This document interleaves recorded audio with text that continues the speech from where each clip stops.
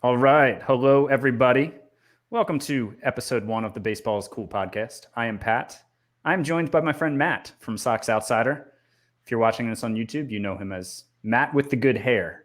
Oh, That's boy, what I like to it's call him. A little frizzy today. Yeah, it's great. It's great hair. Thank you. Today, we are in episode 1. We're going to cover the Fernando Tatis extension. We're going to cover Seattle Mariners president Kevin Mather becoming ex-Seattle Mariners president Kevin Mather. We really, since this is the first episode, we had a whole list of things we could cover because other podcasts that have covered things that have happened in baseball the last several months haven't done that here because this is the first time. But figured we'd take the two biggest stories, maybe not of the offseason, but of the last month, I'd say, and two of the bigger stories of the offseason, and talk about them today. But before we do that, Matt Corey, how are you? I'm good. How are you, Pat? I'm doing well. It's the weather's a little dreary here in Maryland today, but it was nice to have some sports on TV. We're recording this on Sunday, February 28th. So today's the first day of baseball spring training. Yes. The Caps are on, which Matt and I both like. So we like it when they win. We don't like it when they lose. That's my personal. I don't know. I shouldn't put words in your mouth. Maybe you do like it when they lose. I don't know. I prefer when they win. Okay, so we agree on that. Yeah, but I generally going into the game don't know if they're going to win or lose. So I will, I'm watching. Yeah. It's hard to know which way it's going to go. It's like total mystery. Yeah. I mean, unless you got DVR, and then that's cheating, though. Sure, it is. I can't do that with sports. Can you do that with sports? I can't do that with sports. No.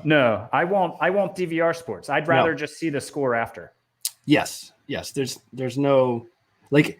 I even have a problem like when you're watching like the Caps game where you can like something happens and it was just like too quick for me to totally grasp what happened and you back it up. Like I even don't like doing that. I will do it sometimes, but I don't like. I try not to.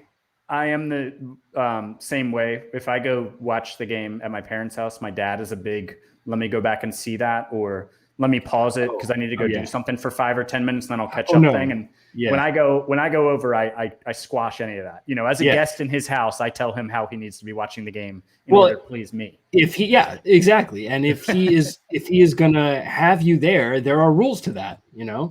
Like you don't just have Pat at your house and then it's a free for all. And you just do crazy things like pause the hockey game for 5 minutes while you go. Right. I won't even guess what you're going to do. Luckily, it drives my mom crazy as well. So pretty much have won that argument. Or not. That's argument, good. But I've won that position when I go over. That's good. That's good.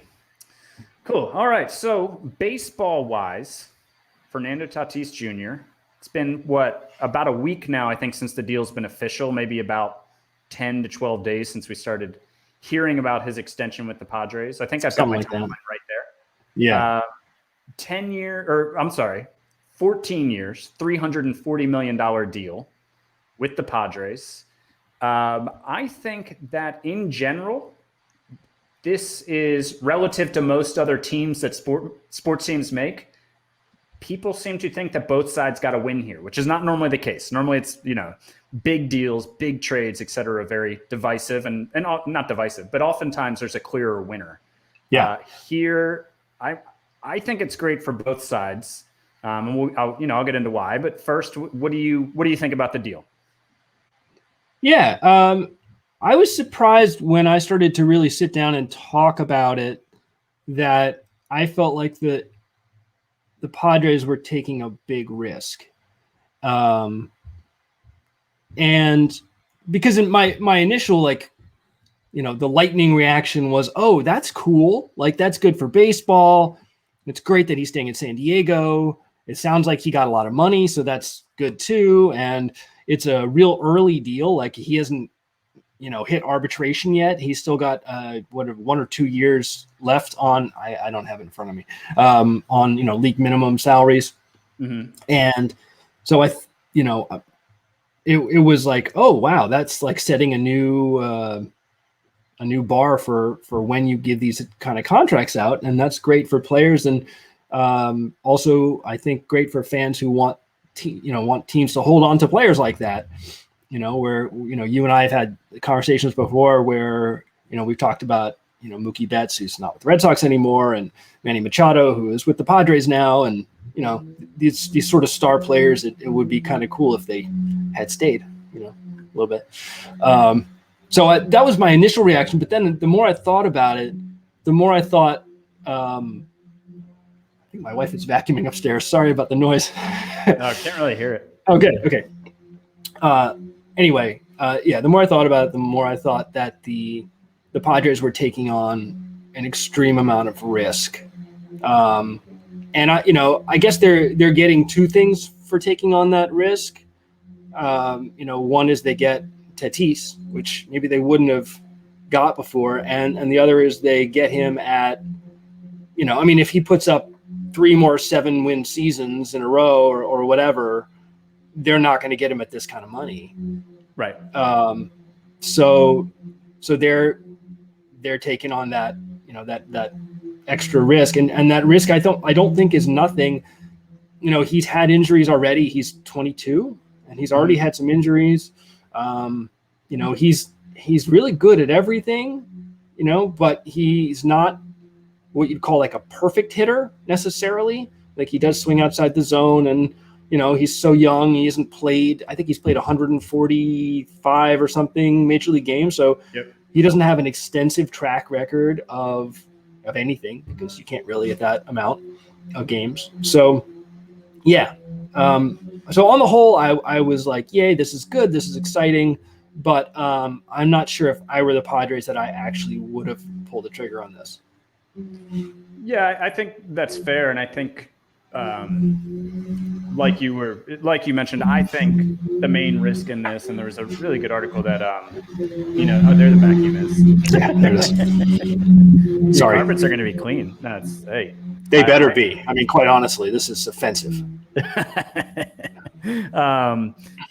Saris, of course, of The Athletic, had a good article where he basically said, the risk here is not really that Tatis won't be good enough to live up to this contract. Like, sure, there's always a chance, nothing's 100%, but the chances of that are quite slim. The risk here is, will Tatis stay healthy? And he had a good little breakdown of first 600 plate appearances, basically by OPS of players. I think he had like a top 10 leaderboard, and Tatis was second in I think it was the history of baseball. Maybe he had it narrowed down, but it was a long time. And, I think Pujols was first, and then Trout was third, and Tatis was in between. So clear, also on that leaderboard was like A-Rod, Bellinger. But then there were a few guys down the bottom who the reason they didn't live up to their first 600 plate appearances because of health. Carlos Correa was on there, who I guess he's a little bit to be determined, but his star has definitely fallen a bit. And then Bob Horner was on there, and Giancarlo Stanton were on there. So those three guys, but Stanton's still got a huge contract in his career. Yeah, and is still potentially like a good player too. Like, it's not like his career is over. He's missed a lot of time with injuries, but he could still be a good player. Yeah, so I think there is risk. The risk from the Padres side is health, like you were saying, and not necessarily like, is this guy good enough to justify this contract? Because with as much as you can tell through 600 plate appearances, with the list of players he compares to, like, yeah, he's going to be an elite player for probably a long time, as long as he's healthy.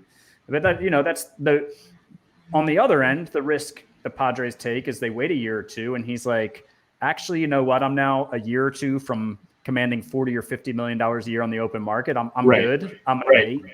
Right. So that, like you said, Mookie Betts, Manny Machado, Bryce Harper, all these guys who, and every player is different in terms of where they want to stay, where they want to play, et cetera. But I'm thinking, the closer a guy gets to that big payday, the more it's going to cost you. And I think the less likely that he's going to forego his chance to go out onto the open market. I think that's right. And that's one reason this deal is really interesting, because it was given so early. There've been a few deals that have been given to guys, before they even made the majors. The White Sox did it with Jimenez, Eloy Jimenez, and Luis Robert. Thank you, Luis Robert. And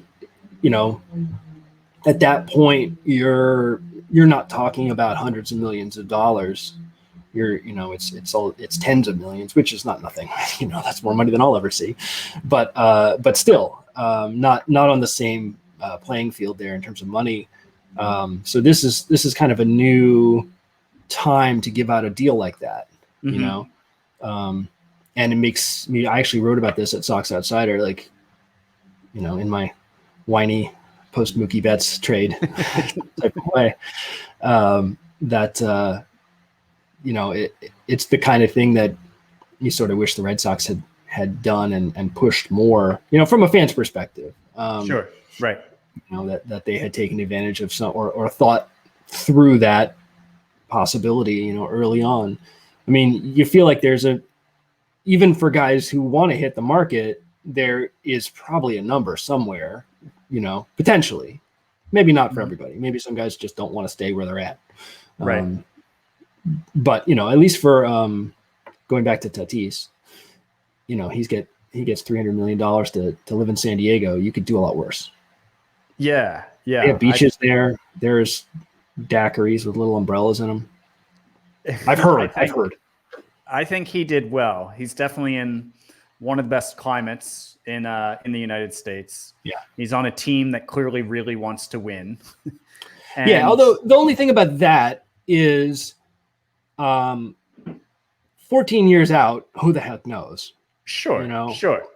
Like the Padres haven't historically been a team that goes for it and that wins a lot of games. So they're not, historically a huge market. They're not historically a big player on the free agent market, blah, blah, blah, blah, blah. So I think there is, at least from a competitive standpoint, for a player who might want to, be in the playoffs a lot, win World Series here and there, there is some risk for that, for him.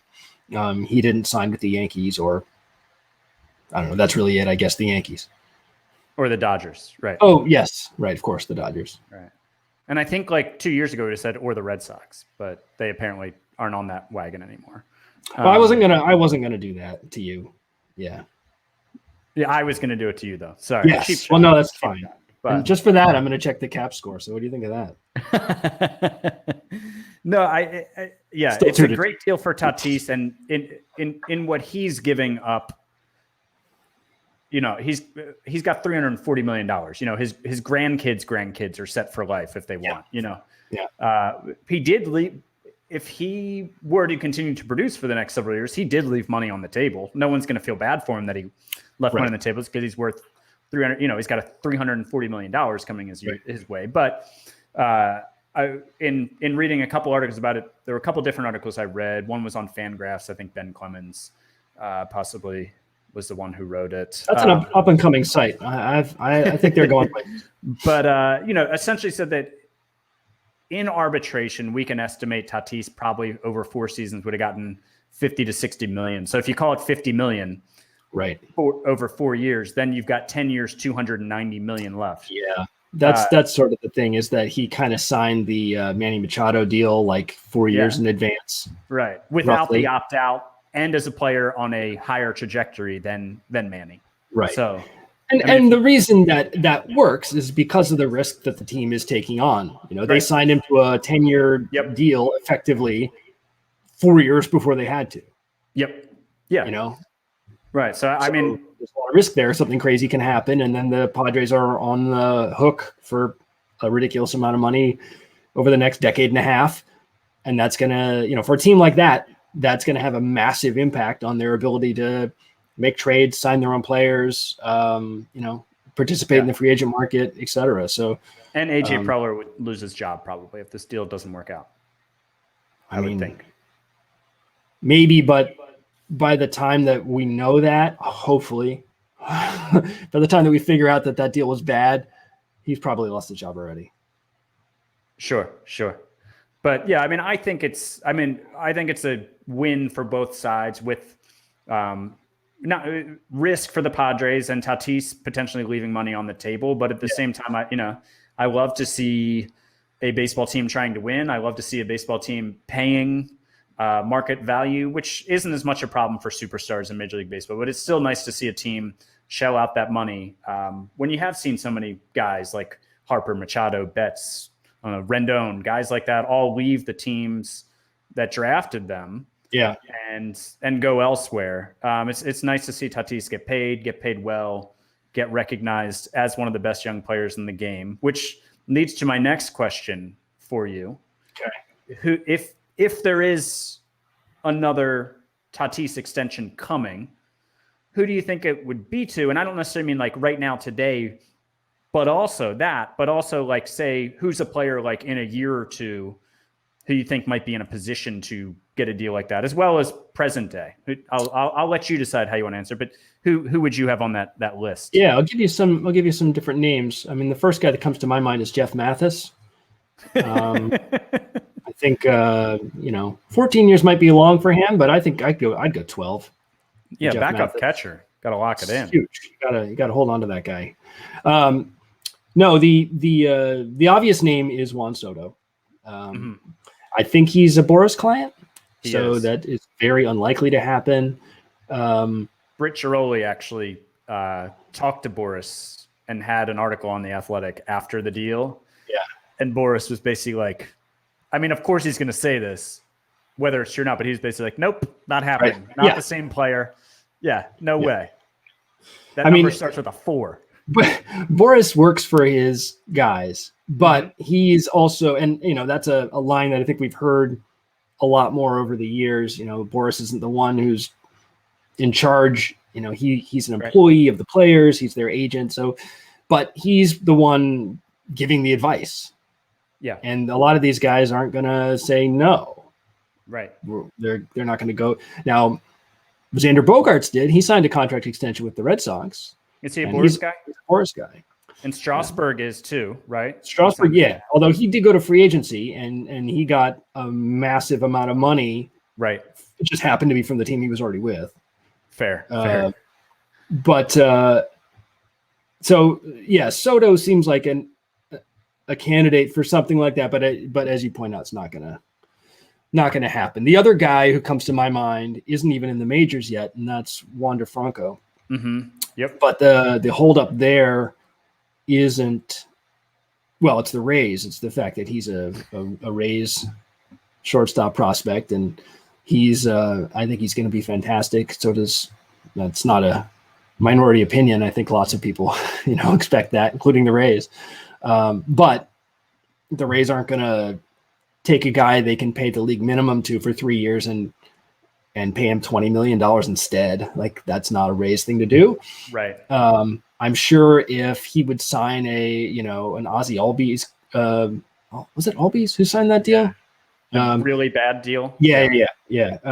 I'm sure if he'd sign that deal, then they'd talk. But that's probably not happening either. Yeah, I think the Rays clearly aren't the team or have not yet been the team, and we have no reason to think they will be the team in the future that hands out a Tatis-like deal. I could see them maybe giving Wander Franco, who those don't know him, he's the number 1 prospect in baseball. I believe he's the first ever prospect on Fangraphs to get an 80 future value rating since they've been giving that rating, which basically means he's possibly the best prospect we've ever seen.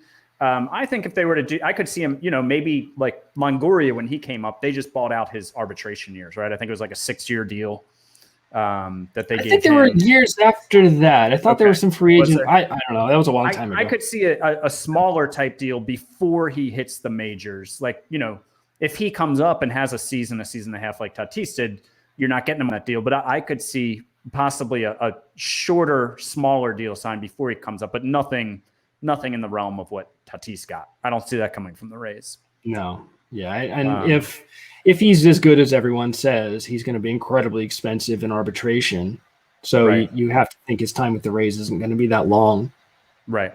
Yeah. I mean, they don't pay guys $15-20 million a year. It's just, no. Just don't do it. So, I think the other guys, if Vlad had a breakout season, he's been good, but he hasn't been great. I think the one thing you worry about with him and Soto too is their where they play now. If they lose athleticism as they age, where are you going to play him? Because Tatis, okay, he can't play short anymore. Let's shift him to third, or let's shift him to second, right, et cetera. Whereas Vlad's already at first base. Soto's already a mediocre corner outfielder.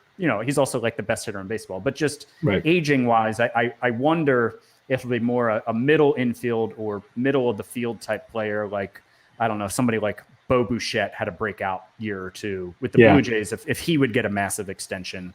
I think I would, or like you said, Wander Franco, that kind of guy. Sure, I think shortstop, center field. Yeah, it's a lot easier to give that kind of deal to someone who can move down the defensive spectrum. That's a very good point.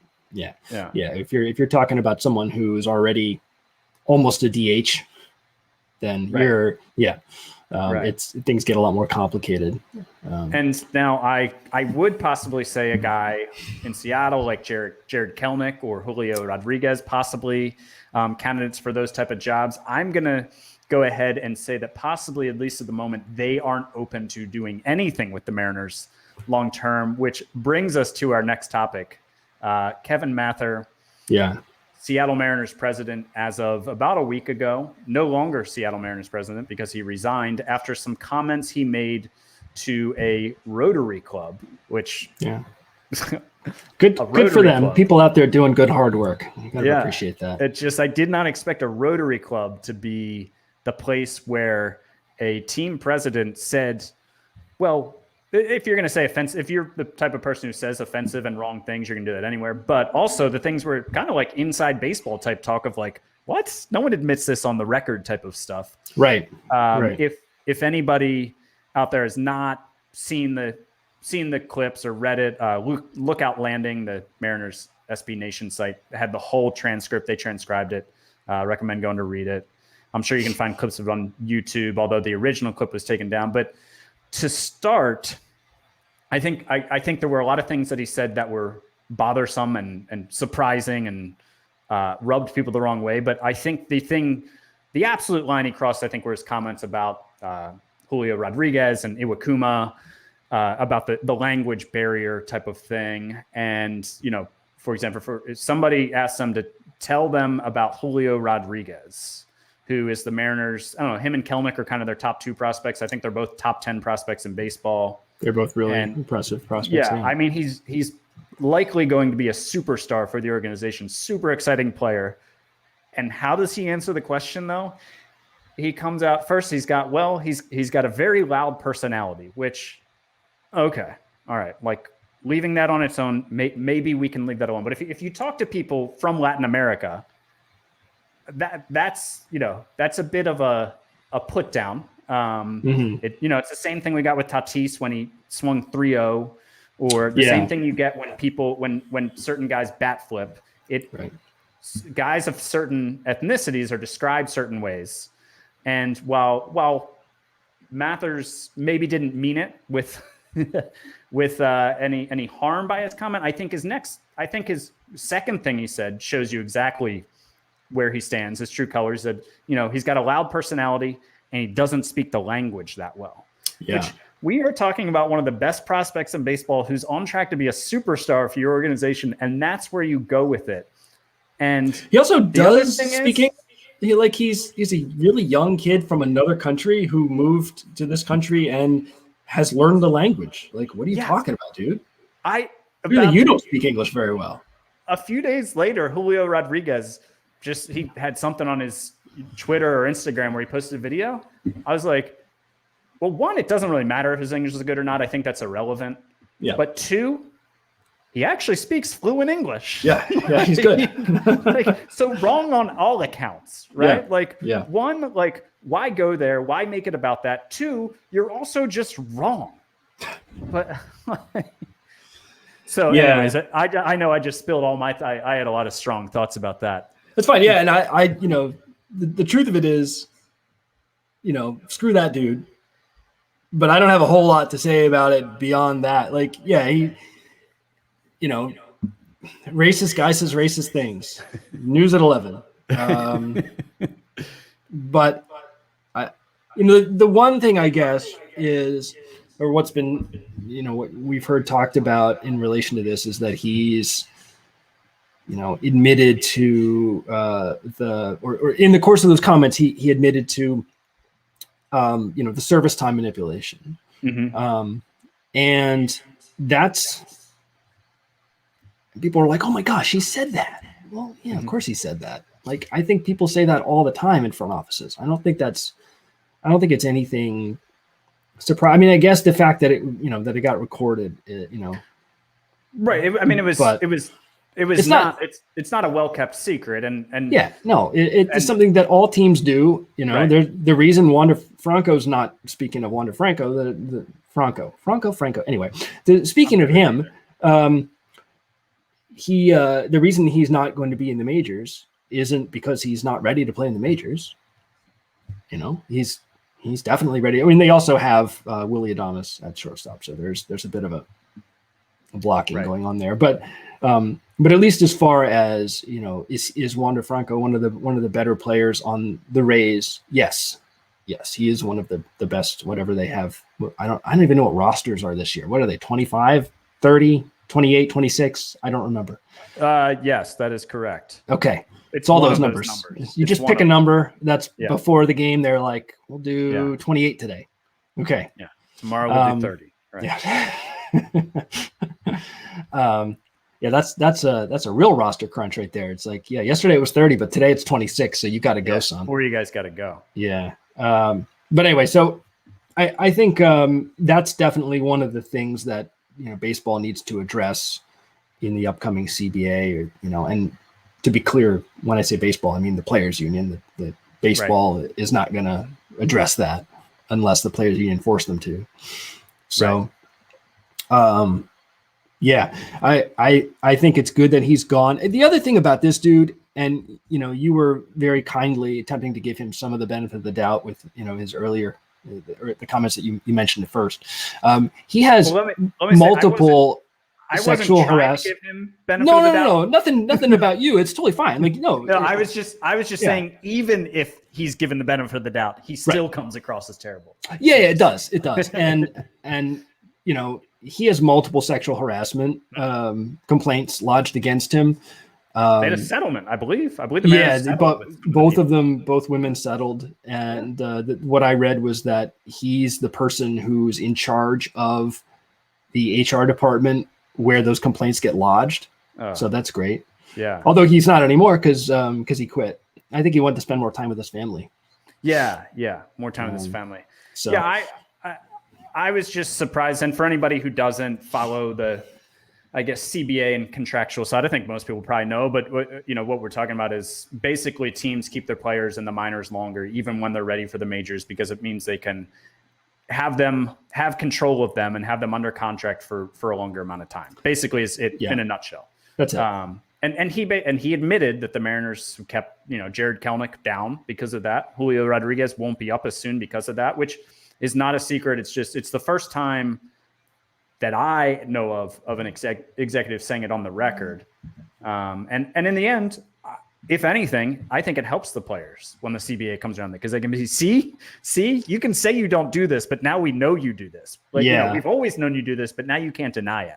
Right. Well, I mean, let's be honest, they can deny it. Sure. They probably will. They probably will deny it. I mean, that guy, he doesn't speak for everybody, and that's why he's not with the team. That's why he got fired, and that's not, that's not right. We don't do that. Yeah, the team president has nothing to do with our culture here. No, not anymore. Anyway, he's gone. But that's just one of numerous problems, and that's a whole nother topic. Maybe we can discuss that, or you can discuss that whenever it comes around in your next podcast, Pat, which will be called Baseball Sucks. Well, we talk about the CBA. Yeah. And then just to kind of put a bow on the Mather thing. The other thing was he also offended, like, I guess as of the current roster, Mr. Seattle Mariner Kyle Seager, who has an option on his contract next season, and he said right there, he's like, Kyle Seager, he won't be with the team next year. It's like, which might be the case. They could trade him, I guess, but other than that, it might be the case. But you don't need. I mean, Seager's wife was on Twitter saying, "Well, guess we need to start putting a house on the market now, right?" It's just way to piss off the guy who's been with your team for. I mean, he's probably the longest tenured Mariner, right? I would imagine. Yeah, I think. Been there forever. Yeah. Generally thought of, I think, as a good guy. And big pictures of him outside the ballpark, like 3-story high, pictures of Kyle Seager at T-Mobile Park. I think it's fair to say at this point he's not a franchise caliber player, but he is the face of that franchise. As much as they have one. Right. Locally, around nationally, he's not a nationally, marketable player, but locally he's one of their most popular players, I'm sure. And you just go out and piss him off. So anyways, moral of the story is Kevin Mather, he's gone, and baseball's better for him being gone. I wish I could say that I think that changes something. I don't think it does, because he's representative of a culture in baseball, but at least we're to the point where when you make it be known publicly that you are part of that culture, you're gone, right? I mean, I guess at least we're at that point, which I think is progress over maybe where we were 20 years ago, right? Yeah, I get. Yeah, that's true. 20 years ago, I'm not saying it's good. I'm not saying it's good or acceptable, but maybe it's just a little better. It just takes so much for something like that to happen, though. Like, the sexual harassment wasn't enough. The second sexual harassment wasn't enough. Yeah, which I had no idea about that stuff. Yeah, well, this came out. Why would you? I mean, why? Yeah, this guy is, as far as like even an involved fan such as yourself, like someone who pays a lot of attention to baseball, not just one team, but across all baseball. I didn't know Kevin Mather before this happened.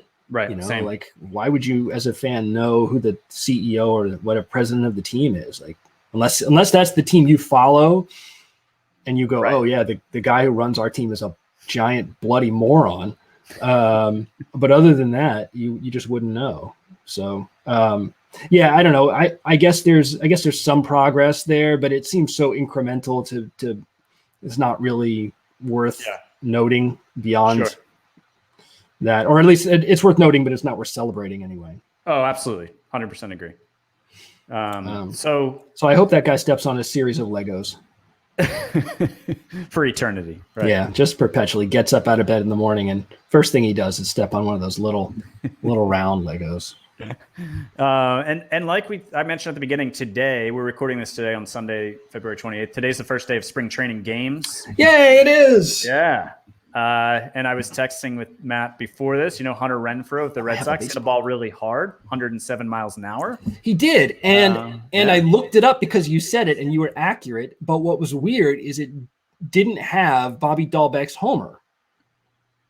Oh, on the StatCast? Yeah, it didn't list it. Yeah, I didn't see it there. I didn't know I went through. I wasn't looking at the box score. He did. I was listening to it on the radio. Okay. And apparently there was a fastball that was not exactly middle, slightly elevated. And Bobby Dahlbeck did what he does to those pitches. I think that's not a pitch that major leaguers are going to want to throw to him. There's a lot of pitches I think they can throw to him, but that's not one of them.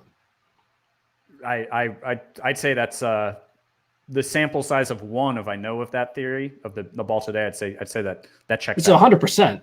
It's 100% theory. 100% every time. Every single time this year that someone's thrown him a pitch in the strike zone, he has homered off of it. Yeah. No, but it's good to have baseball back. I'm hoping that there's no reason where they need to shut it down or isolate teams or anything. There are even some fans in the stadium. I was watching the Yankees Blue Jays game, and I mean they were seemed pretty spaced out, had masks on, but some people there, which it was interesting to hear. Yeah. Hear people yell things. It's empty enough where when the ball comes off the bat, you can hear fans yell things. Like there was a ground ball there, and somebody just goes double play. Yeah. That is, I think, one of the underrated. I'm struggling how to say this because there certainly are not positive aspects to COVID, but the fact that you can hear what players and coaches say now is fantastic. Yeah. Like the other day, the Caps game, Wilson ran over some guy well after he'd passed the puck and just obliterated him. And then Wilson got a 2-minute penalty.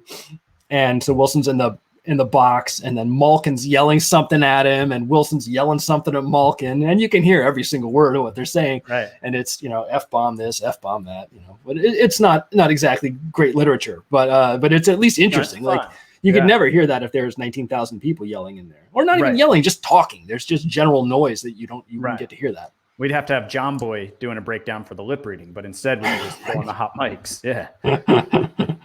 All right. So I told you before we started, at the end, I was going to ask you a random off-topic question just for fun. Right. And I was going to try to think of the most embarrassing question. Yeah. That I could not embarrassing, but most awkward question to make you feel as awkward as possible. And where I'm going to go with this is I was surfing around on the old internet earlier. Oh boy. Yeah. I didn't know about this, but at some point within the last couple of weeks, there was a fake screenshot of a CNN article circulating about the vaccine. Oh, okay. About where doctors for vaccine effectiveness were encouraging, and I'll word this gingerly because who knows, somebody might be listening to this in the car with their kids, so I'll word it gingerly. But we're encouraging males to get the shot in their private. Interesting. And that brings me to a question for you. If you knew you could get the vaccine tomorrow, absolutely, and it was 100% effective, definitely do it. Would no you question get about that it. shot there? I've already answered your question. So you'd do it? No. I think I would. Yeah. Okay. Dude, I want to go to I want to go to a bar and have a beer. Like, I want to do that. I want to go to a restaurant. I was just talking to a friend of mine the other day. I was like, there's a breakfast place that's like 4 blocks from here, and they have just the greatest food and coffee, and you just sit in the window, and I miss it so much. Like I want to go, and I just want to go out, and I just want to like not worry. Like that's Sure. the thing. So I had a root canal a couple days ago. The second part of it, I actually had an earlier part of it a couple weeks before that, and both parts unpleasant. Didn't care for them. There was many drills, many sharp pointy things. There was even at one point what looked to be a soldering iron, you can't really see like below. You just get this view, and then things go down here, and you can't really tell where they're going anymore. So again, 0 out of 10 would not recommend, but I think ultimately it saved me from a lot of pain, and so the end result was worth it. And I feel like this is a similar thing.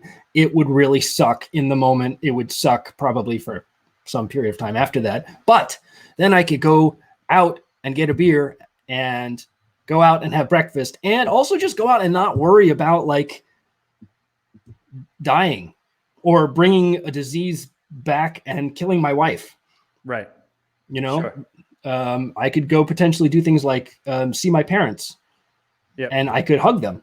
I don't have to stay 10 feet away from them.